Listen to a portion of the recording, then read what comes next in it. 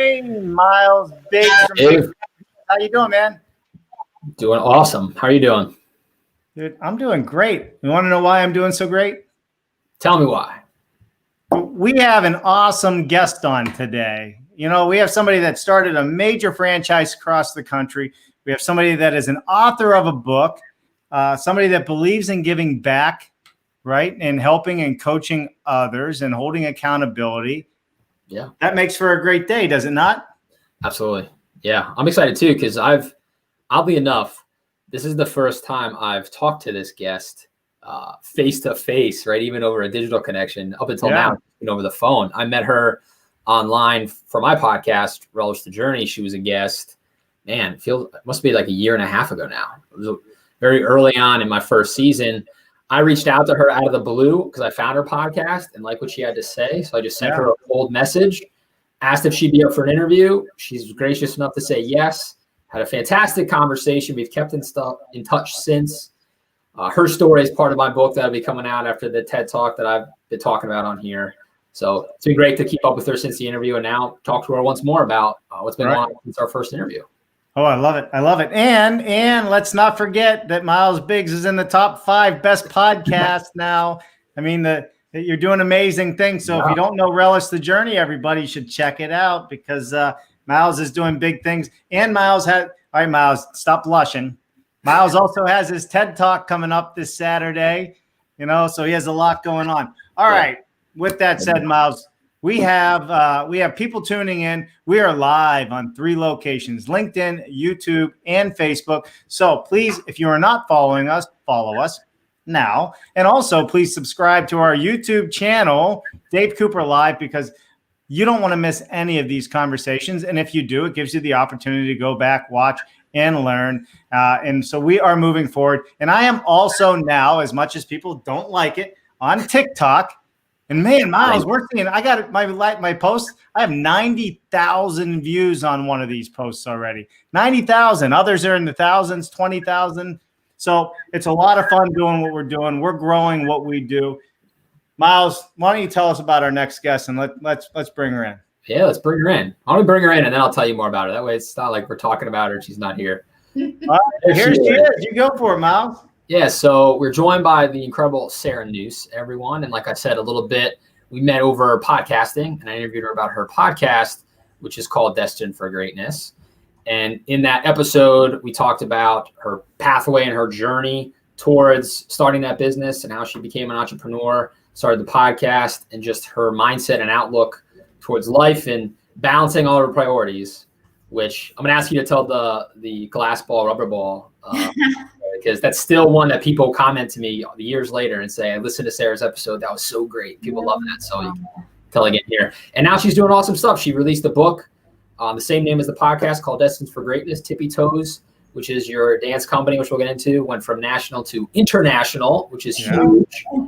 We'll talk about all of that. So yeah, welcome. It's great to have you. Thank you. I am so excited. I'm also just so impressed with your technology. That's not my strength. So I'm like, y'all really have it going on. So this is awesome. Yeah, that's all Dave. While we're talking, he's working the magic. Yeah. So you see my eyes going. I'm listening, but I got everything going on to include, we got comments. I'll just give you an example. Like, this is already fun. Look who we have saying good afternoon. We got Anthony Good out there. Hey, Anthony. It's actually Anthony Goudet. I'm the worst with names. You'll find, Sarah, everybody corrects me on my names and when I spell something, because on the fly, I'm typing things. Yes. That's why I do video. Yeah, that's perfect. Then we know what you mean when you say it. So yeah.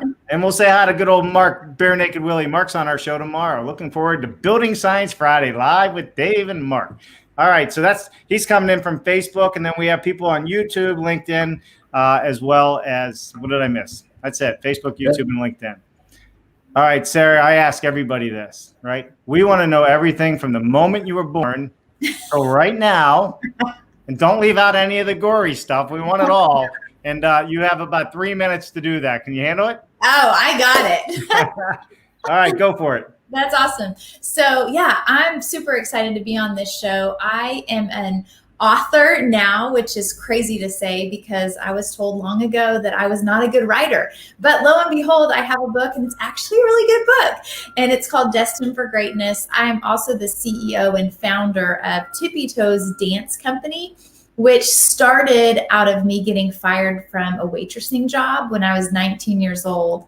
And I had to think quick. And so I started Tippy Toes Dance Company when I was 19.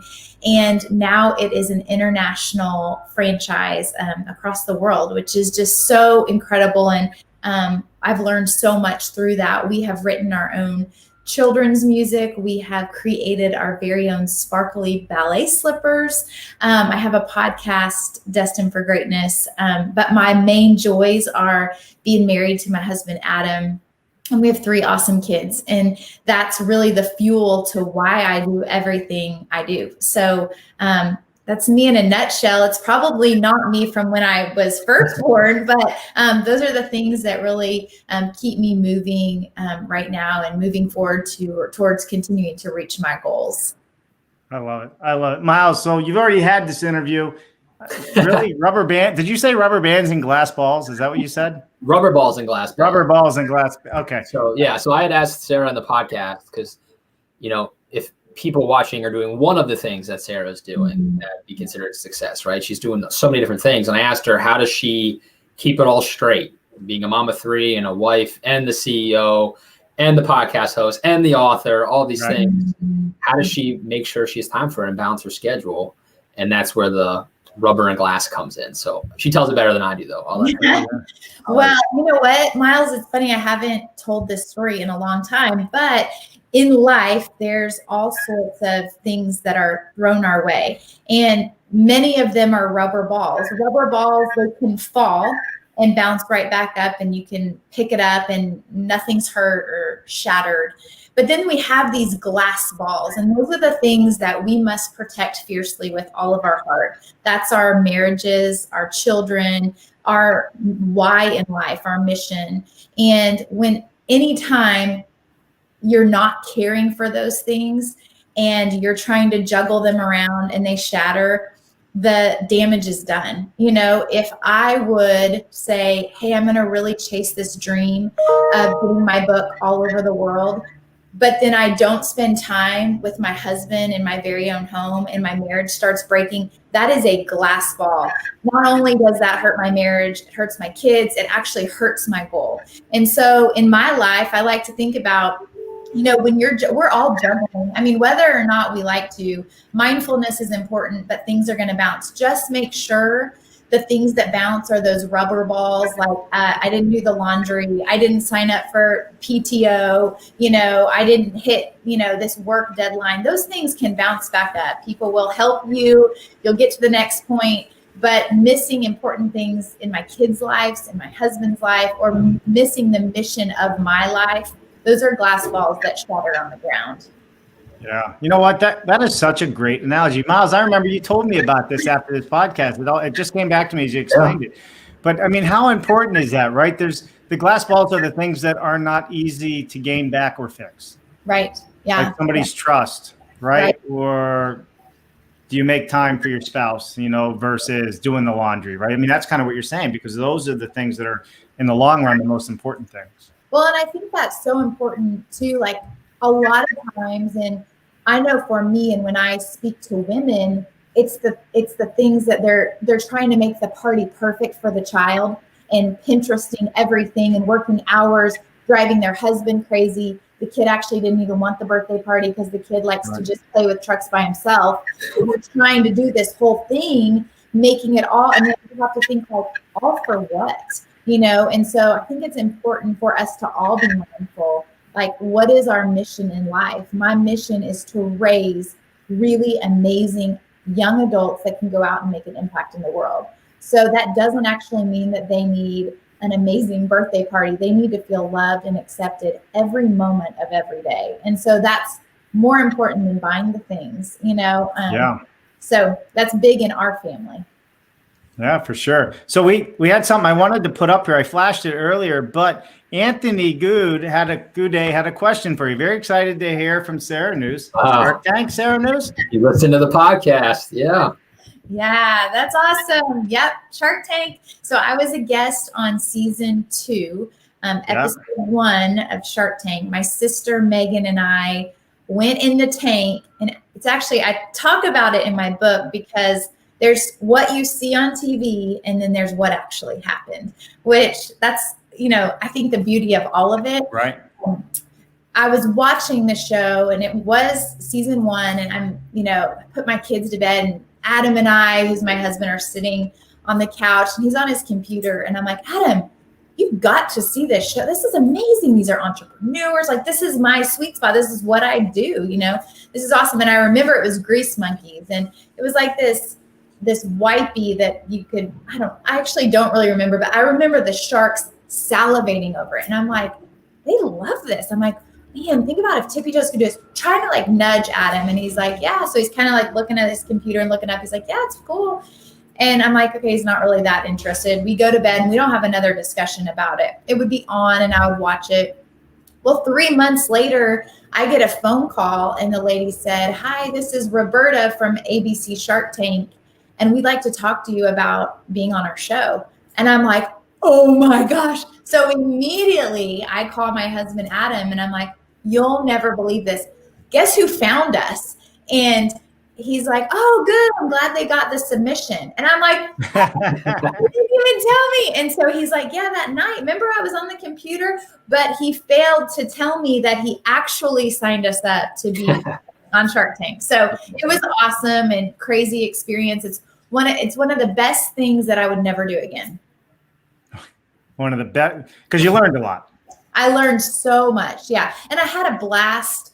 But knowing this show now, knowing how many things can actually go wrong when you're a business owner and you pour so much into it so immediately. Now, luckily they loved us, but so easily could that have turned, and they could have torn down every, 20 years of what I had worked on. And I feel really bad for people that are on there, and it's nerve-wracking, and you're in there a lot longer than what you're on TV, and the lights are hitting you and it's hot and you're sweating and they're asking you questions. And I mean, it's intense. And so just please feel for the people on there that are struggling. It's not easy.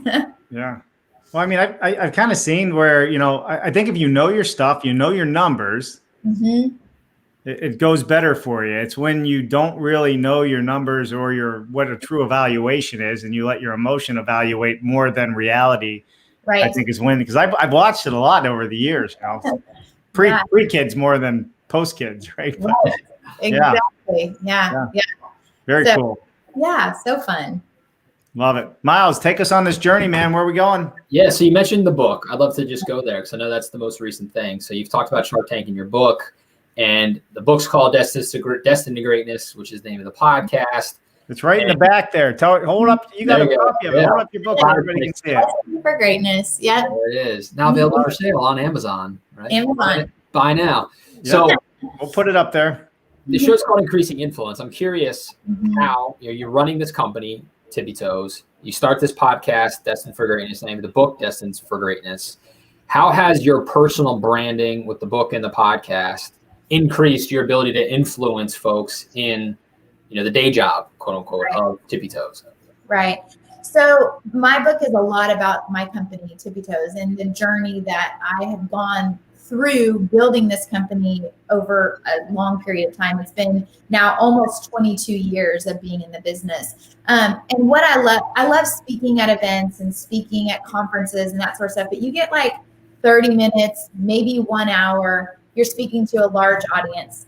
Where I feel like I could move the needle more is having a book that I really feel like it feels like you're sitting across the table from me and I'm helping you navigate what your next thing is. So while it's about my journey, every single chapter has pieces of it that I ask you, okay, so what are you going to do? What steps are you going to take? How are you going to move forward? Because I really believe that inside of each of us, we are called to do something. We are not here just wandering the earth. We are all meant to do something powerful in our communities, in our homes, and then take that further to our city, our state, our nation, and our world. And my heart, really, the goal in my life is to travel the world and share Jesus with people. I'm super passionate about my relationship with God, and it's really changed my life. And so while it's not, so I feel like when people read my book, they're going to find steps to figure out what their why is in life. Why are you working 9 to 5 or 9 to 9? Like, why are you spending time away from your family? Or why are you living a life that maybe you're miserable in? Or why are you doing this and that? And it really helps probe the reader into really searching inward to know that they are built for more. And we have this one life, and it's up to us to figure out what the heck we're going to do with it. And so Destined for Greatness, you'll read a lot about my failures, because I failed a lot as far as starting from when I was little in school. School was really hard for me. And like I said at the beginning, I was told that I wasn't a writer. And I remember specifically my teacher in high school, I wrote something that I was really proud of. And she was like, you just aren't a writer, are you? And I still remember the look on her face, because I was super proud to turn this in. Well, I didn't write it in the form she requested. I wrote it from who I was. And my book is very much that. It's a journey. So I take you on an adventure, and then I put in lessons throughout.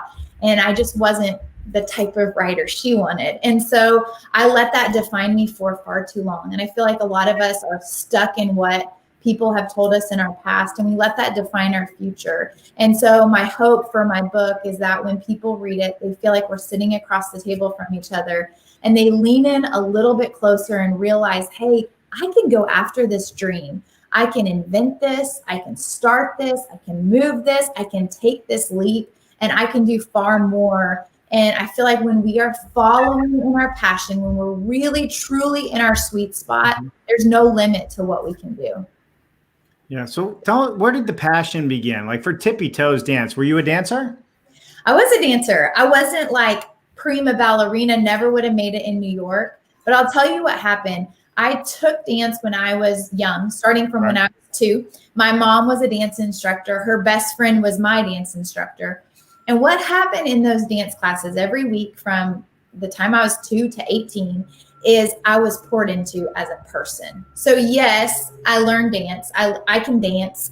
I am a dancer. But I went because I was filled up by the encouragement that those teachers gave to me. I could have been totally missing the mark on my dance, but I left feeling like I was really great at what I was doing. And therefore, I leaned into it more and became better and better and better. Right.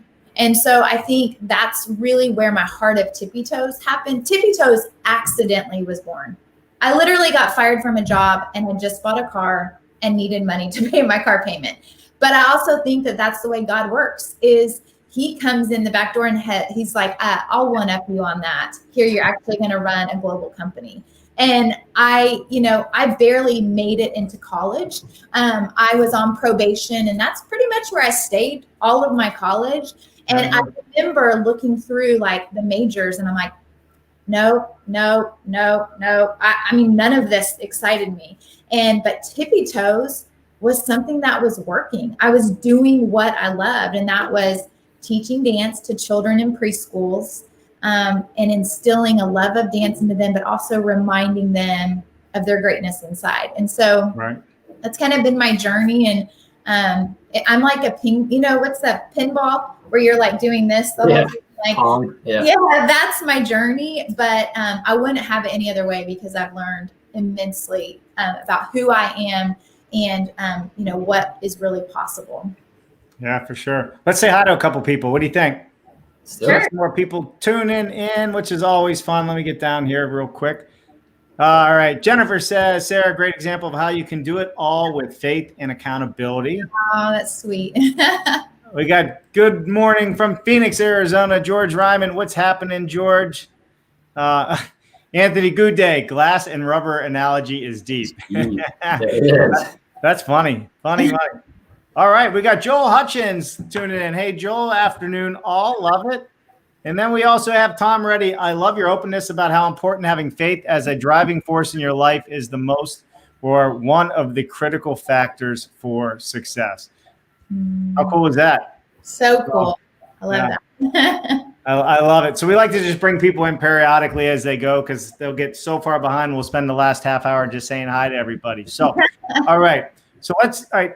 So we've covered your international franchise, Tippy Toes Dance, right? So we have the links here. I'll put it up so everybody, check it out. If you have kids, go to this.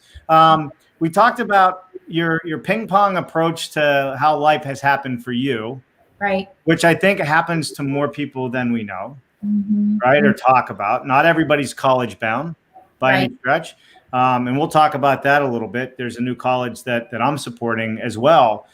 Get this, I have to say, because I'm so excited about it. It's called Stone Pile Construction College, and I'll put a URL up so people can see it. You do not need ASVABs ASVABs military, but you don't need your what are the SATs and all that. Yeah. If you have a high school diploma and you write a paper as to why you want to go to this school, that's how you get accepted. And you can get an associate's degree, a bachelor's degree, and even a master's degree in offsite construction, which is the way of the future and what's happening now. And I just think, like what you were saying, it's just, there's roads out there. It's just sometimes you got to dig deep to find them. Yes, very much so. Yeah. Yes. Yep. So, all right. So we've covered that. You're an author of a book. Oh my gosh. Right. And let's get into your accountability coaching because we touched on it broadly, but you spend a lot of time holding other people. You have groups, I'm assuming. And why don't you tell us about it? Because you're holding people accountable. You're talking about these glass balls and rubber balls, I think, on a regular basis. Yes. Accountability is huge in no matter what we do. Yeah. It's so important. Like if we have a goal and we can move it forward, we have to be held accountable. And so actually all of chapter 14 in my book is talking about it. I had this girl who told me everything she wanted to be true about herself. She went on and on and on. But then I have them fill out a schedule. So from 5 a.m. to 11 p.m., whether it says sleep, you don't wake up till 8, but you are able to look at your schedule every single day. And I'm pretty hardcore. I'm like, you got to stick to it. But every day you have to do something to reach your goals and they have to be measurable. So let's say, somebody wants to lose 10 pounds. Okay. So you need to exercise, eat well, get good sleep, fuel your body the right way. So in their day, they would write, sleep, workout, eggs for breakfast. They basically write it down. Where the accountability piece comes in is sometimes people say, this is what I want to do, but this is what my day actually looks like. And so it's a whole bunch of rubber balls. They want the glass ball to be, I really want the health. Health is a glass ball for sure. I really want to be healthy, but actually I'm running around with like a chicken with my head cut off here. And I'm grabbing drive-through and I actually didn't get enough sleep because I was behind on something else. When we write out our schedule and we look at it, I make them at the end of the day highlight, this was important to me and this is going to help me reach my goal. I also make them mark out things that they said they were going to do and they didn't actually do. I was talking to a businesswoman right before our call and she said, man, I had to mark off sales calls for 3 hours. And I said, here's the deal. So next week when you look and you wonder why you didn't reach your sales goals, you see it right there. When you see it, when you see yourself not making the mark, you can see why you're not reaching the goal. But if you see, hey, I'm actually doing the work and now I'm chipping away. I talk so much about small daily deposits equal great success. My husband, Adam, and I, we were at a dinner with a baseball executive for the Oakland A's. His name's Ryan Christensen. And we were at this dinner and I was talking to him and we said, like, what do you look for when you look for like the next it guy? Like who's the big baseball player? And he said, look, I don't look for the best player. The best players come and go. I look for the ones that are the most consistent. Day in and day out, they show up, they work hard, they're improving themselves, they fuel themselves right, and they're getting better. People can come in highs and lows and get in slumps. But so if you look for that, like, oh, like I released a book, oh, Sarah's great, well, I'm going to do something really crappy probably in the next 3 weeks. So if we follow that, it's like we're roller coasters. But if you can be consistently steady, those are the type of people that make big success and make things happen. This book took me 3.5 years to write. And it was small daily deposits. Every day I was like, I've got to write a paragraph.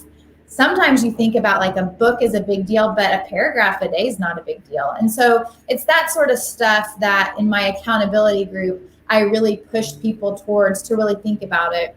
And then also for allowing them to think about, is this actually what I want? Because a lot of times what we say we want, but what we actually want to do are completely different. So those have to align first. So really, I hold their hand through a month of this and keep them accountable in the morning and at night, and reach out to them through the day. It's a pretty intense process, but the other side of it, at the end of the month, they feel very accomplished, which is the goal.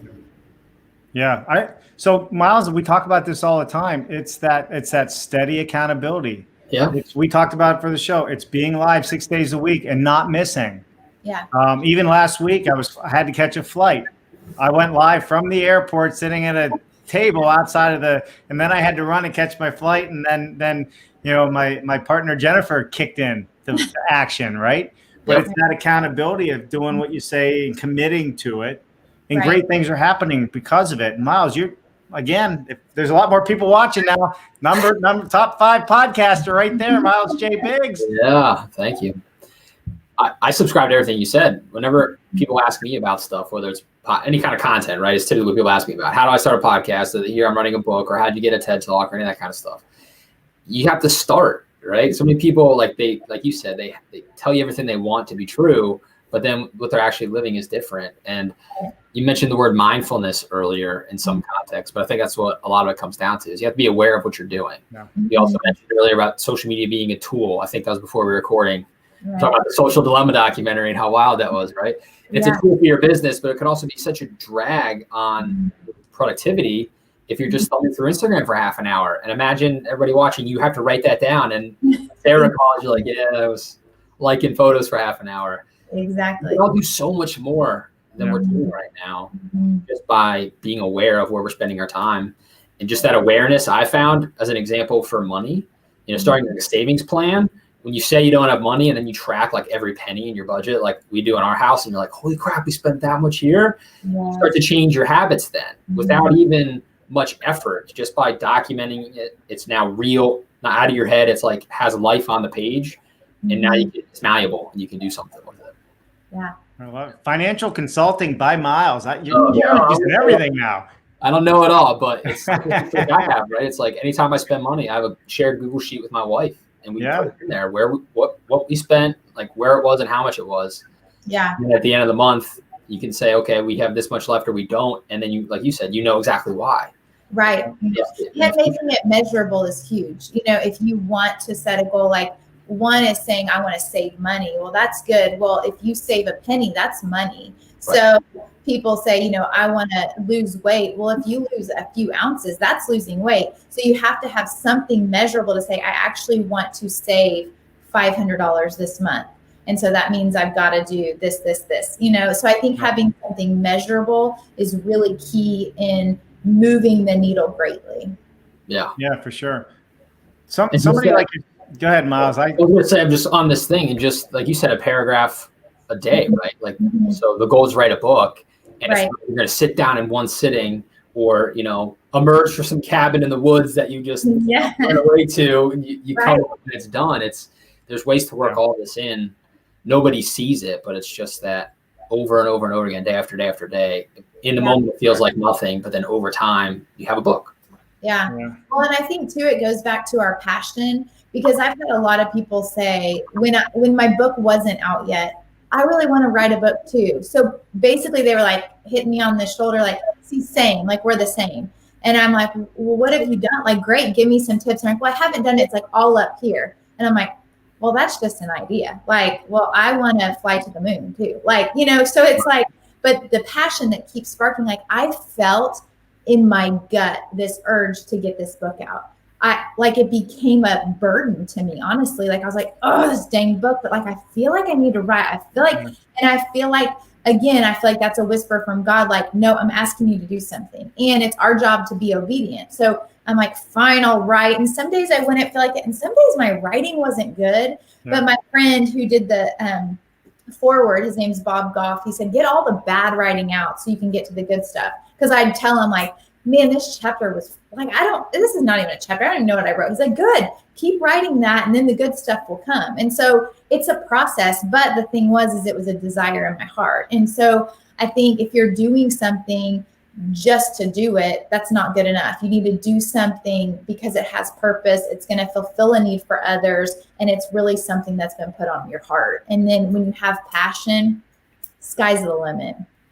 Yeah, for sure. For sure. So a follow-up question to this. You have an international franchise, right? I mean, this isn't like you have one or two locations. You're writing a book, you're coaching. So you're doing all these things.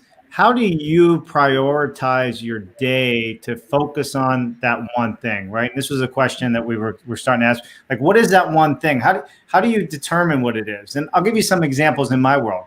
I'm live streaming every day, so I have to get the stream ready. I have to, coordinate with who's going to be on the show, regardless. But then there's all these other ancillary things, like phone calls and follow-ups and things that happen off the show and things that would make you money because versus the live stream. So for you, it's got to be 10 times what I do on a regular basis. How do you deal with it?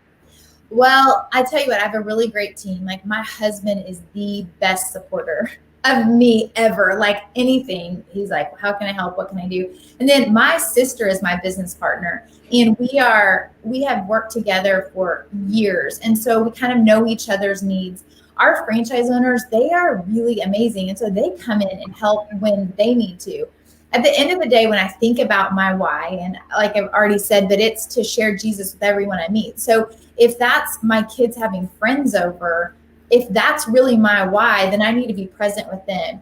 I let a lot of things, I have a lot of rubber balls that I let bounce and roll all over the ground. And I'm like, if it's not that important right now, then I'm not going to chase it. I try to think about, like, what's the meat.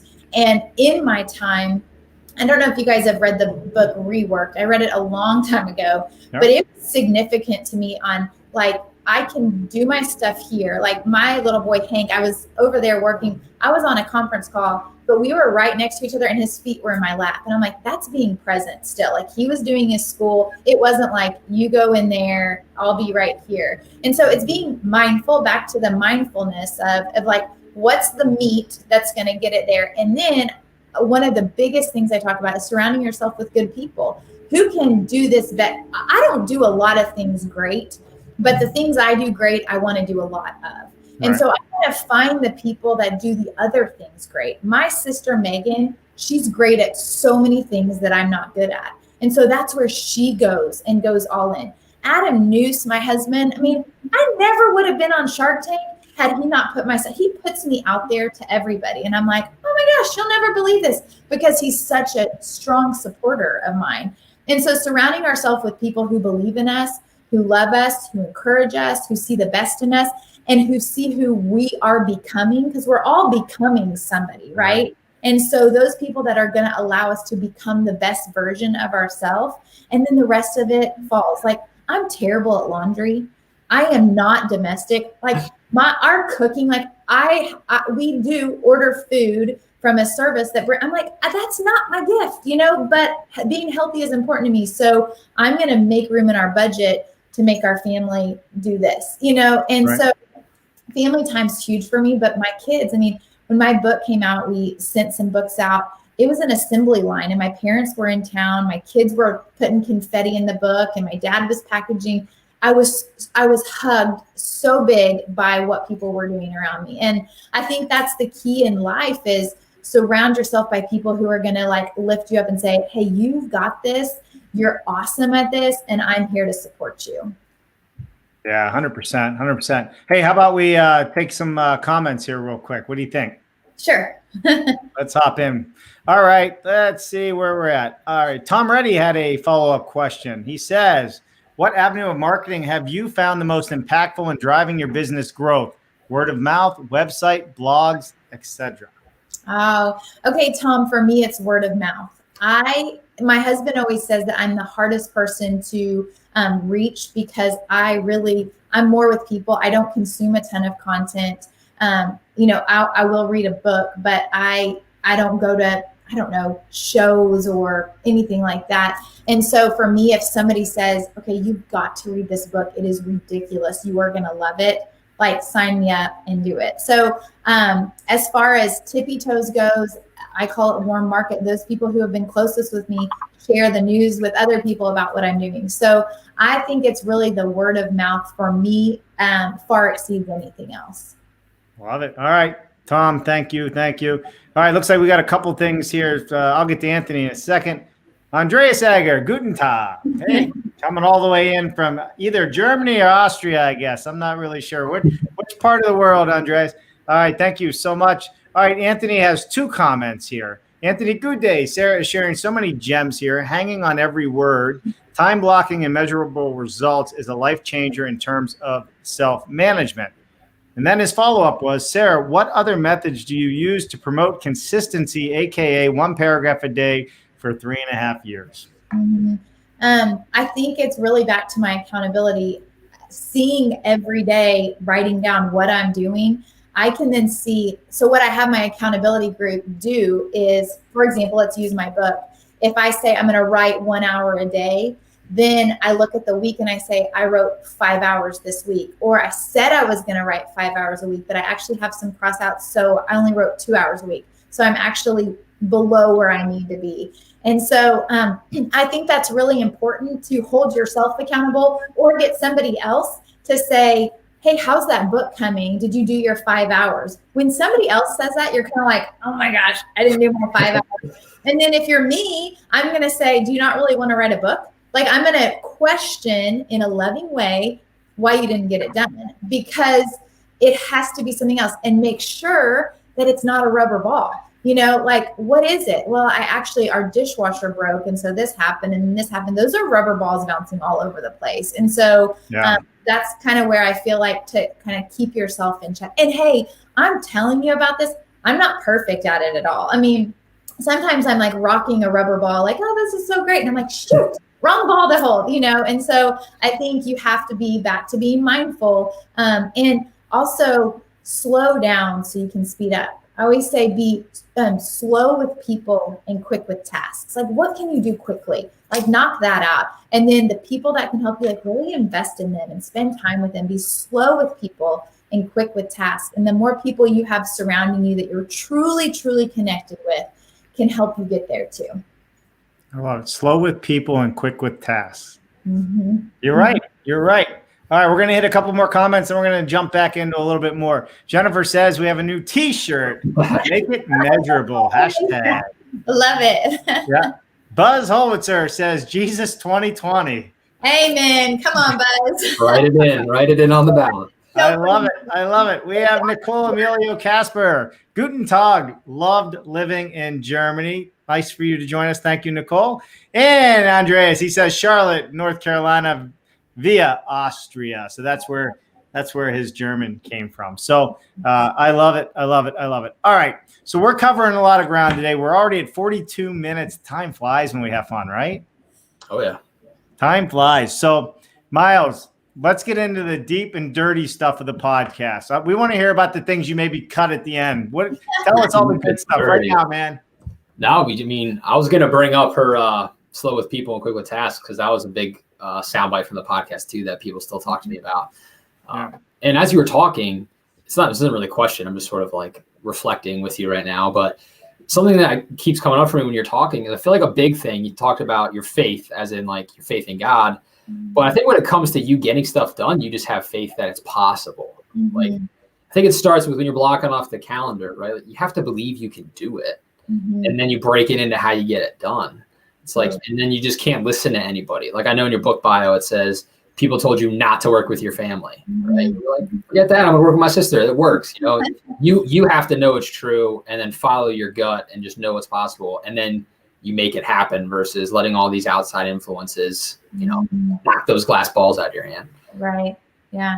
Well, and I also think about, you can think of like grains of sand as your dreams and goals, and you hold on to them tight, and you know it starts to seep out. Where I have learned not to hold on to things too tightly. I mean, back to, we are here for, you know, a short time, and if I can impact people, I used to think about this with tippy toes. Like, when you franchise, you're basically saying, like, here's my baby, can you run it and do it exactly like I did? At first, I was squeezing it. And I'm like, that's not actually how I would answer the phone.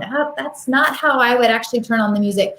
And what started to happen was like the lady, the very first lady was like, okay. She kept feeling less than, when finally it was like, she can turn on the music. Let's just get the big things right. And then she's going to create her own following. I would rather have Tippy Toes be 85% across the board than me squeezing 100% but not having any franchises. So I'm able to reach way more people by letting go just a little bit looser than holding on so tight and nobody really wanting in because it's so strict and so structured.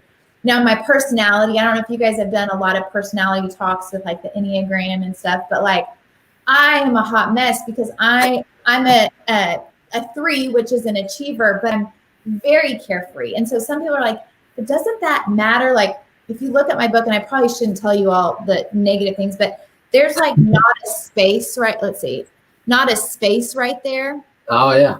Yeah, let me hold it up. Bother me one bit. I'm like, well, I think it looks good. And I had like 3 people be like, but there should be a space. I'm like, this is my book. Like, I don't need a space. Like, I feel good with it. And they couldn't believe I was going to put my book out with a space, like without a space. So sometimes it's like, okay, I want it to be right, but I was so far ahead. It had already hit print. I didn't want to sound the alarms. Like, be okay with not being perfect to have progress. And I think that's part of the key. Is so many people are like, but I need this business plan to be perfect. So they spend so much time trying to get this business plan done when really they've never really moved forward because nobody knows your business because you're working on the plan. And so you have to let go, and sometimes in that area, and be okay with like the 85 to 90%, So whether that's right or wrong, that's where I stand. Well, I think the book's your book, right? It's you. Yeah. And I think it has to be a reflection of you if you want people to feel you when they read it, right? Yeah, so though that space may not have been important to you as it is to other people, right? It's still a reflection of how your mind works and how you think. Yeah. Yeah. And that's who your audience is. Yeah. I love it. So, all right, Myles, what do you got, man? You prepping a question there, Dave? You wanted to ask the audience. I did put it up there. If we get anybody to tune in here, what do you think? I was asking what the audience think is the best marketing strategy. I didn't put strategy during COVID, right? What is the best way to market yourself today? Sarah, you like the face-to-face, right? You like the chatty and the talk, and that's how I am as well. But guess what? We're not really face-to-face anymore. Right. So it's Zoom calls. It's things, I guess, live streams like we're doing. But so I was just putting it out there to see how other people are maybe doing it. And if you're going stir crazy, I'm sure everybody's going stir crazy right now. Mm-hmm. Yeah. So Sarah, I'll answer it, Dave. Yeah, you answer the interesting question. What I always say to people, because I'll get asked, hey, how often should I release a podcast? Right? Like people want to know frequency. So I think the best way to market during COVID or any time is what can you do from now until forever, right? Like talking about making it measurable, like Sarah was saying, it's all about consistency. What can you do over and over again so that people know where to find you? They can expect you to show up in their news feed, whether it's a live stream or a podcast or a blog article, or if it's a billboard or a radio commercial, whatever it is, whatever fits you, like Sarah's talking about with the book, or even what you said, Dave, about, there's stuff with the banners or people's names, right? Whatever's authentic to you, own it and run with it and just do it over and over and over again. It doesn't really matter what the medium is. People will identify with your message that are meant to, and you just kind of hit them with it over and over again. Mm-hmm. Yeah, no, I agree for sure. All right, so we got a couple more comments here. Let's go to it.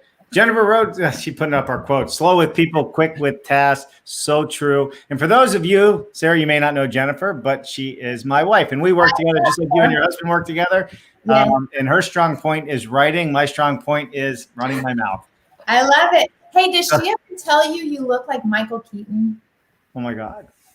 It's funny you say that. I get drinks at bars for this. Yeah. Like, it's funny you say, and I play it off sometimes. Like, I'm like, that's who it is. That's who it is, though. She's married. That's funny you said that. Yeah, that's happened several times. the past. That's really I fun. haven't seen Michael Keaton in a long way, so I don't know if that's a good thing or bad thing at this point. Like back, like Mr. Mom. Like, Yeah.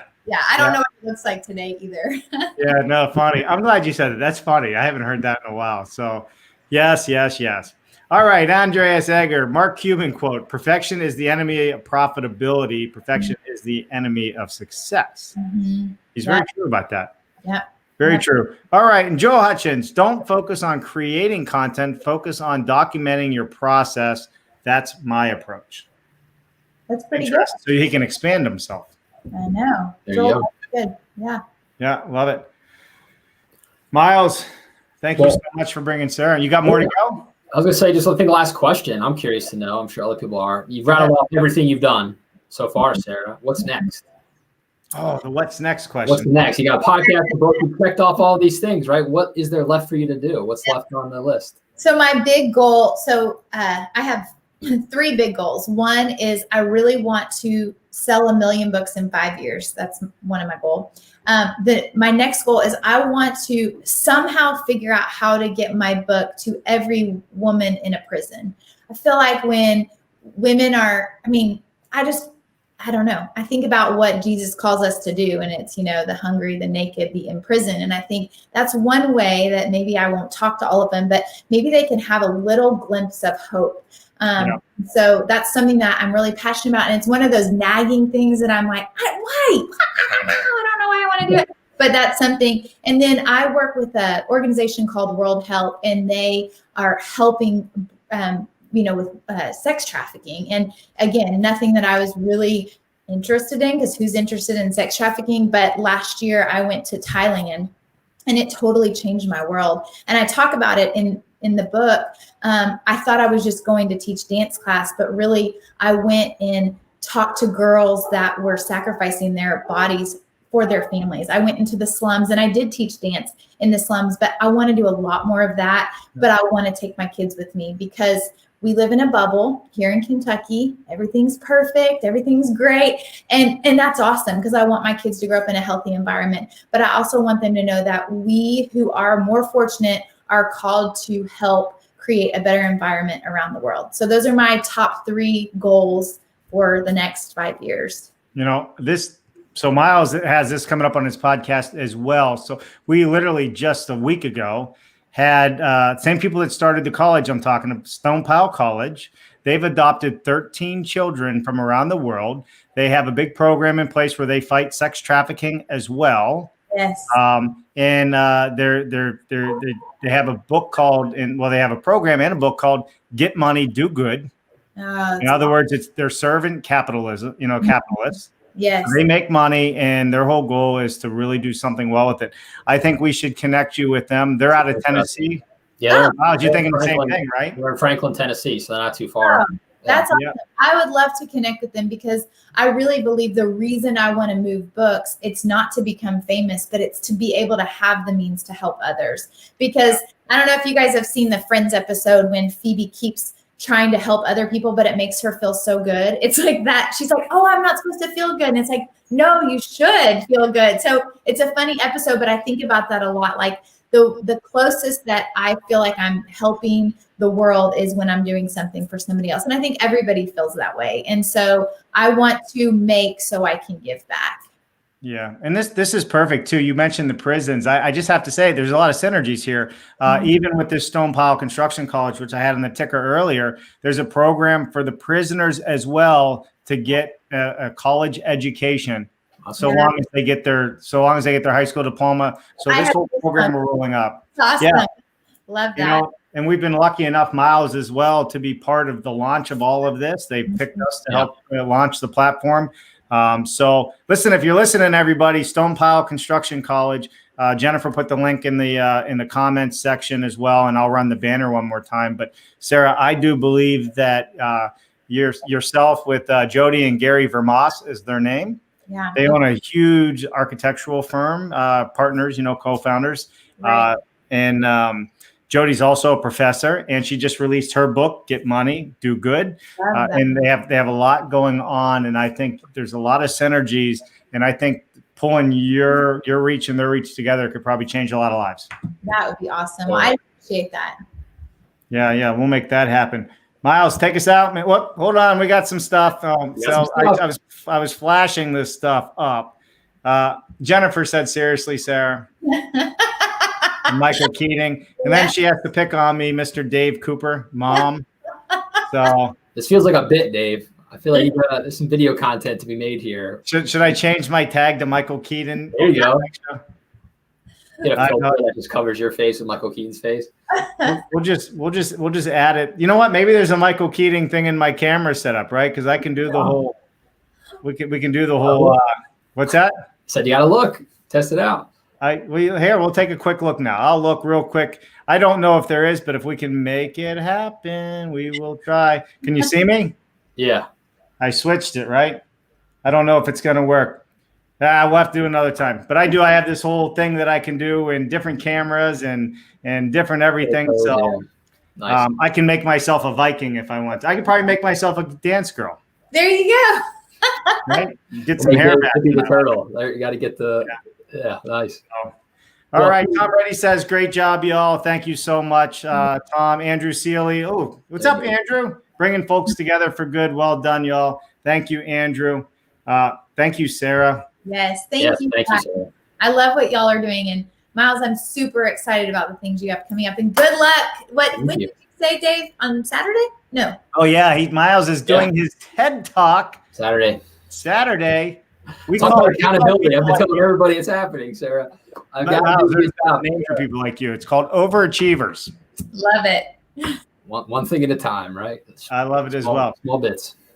All right. So, hey, Sarah, just hang tight. We're going to have our outro. We'll come back and talk as soon as the outro is over. If you have a few minutes. Myles J. Biggs, any parting words?